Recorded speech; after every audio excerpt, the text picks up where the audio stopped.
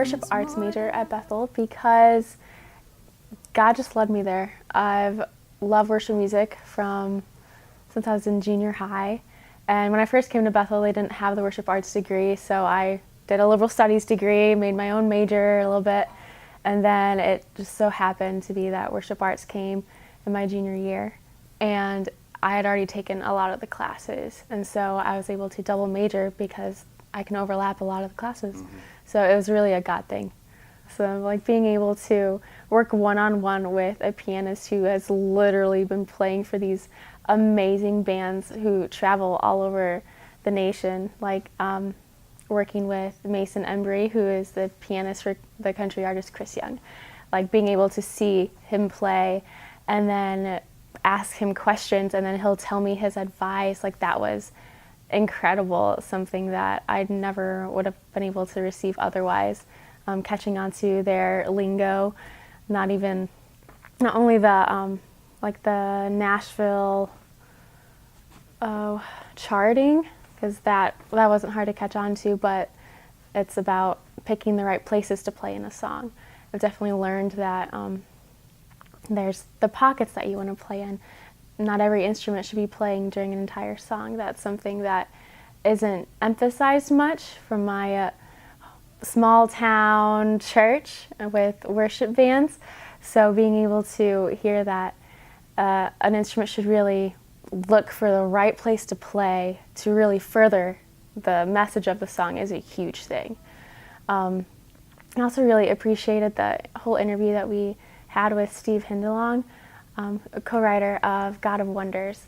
One thing that we were talking about is how music is such an art, and that art is an offering. And I was just thinking that art is an offering, but we want to be able to paint the songs that we do with the heart that we have, offering that heart to God as well. So it's so much more than the lyrics and the music. It's about what's behind it, the emotion, what's gotten you to this place too. God has given me, being a musician around so many fabulous people, it is easy to compare your talents to someone else, especially when you get done working side by side with like Mason, for instance. Like I felt like I was the smallest pianist ever after an experience like that. And then just being able to have a talk with God, I believe it was that next day, because I was like, I've heard so many things from people, and then I come to a place like this where it's like, oh my goodness, these are truly fabulous musicians, and God just being able to say, I've given you great talents that serve your purpose, and you're still working on yours. And this experience has been great for worship, being able to know your audience, so your congregation, and what's appropriate for them, picking theologically strong songs for lyrics, and then also I would say, as I mentioned earlier, taking the instruments that should be playing for a certain song.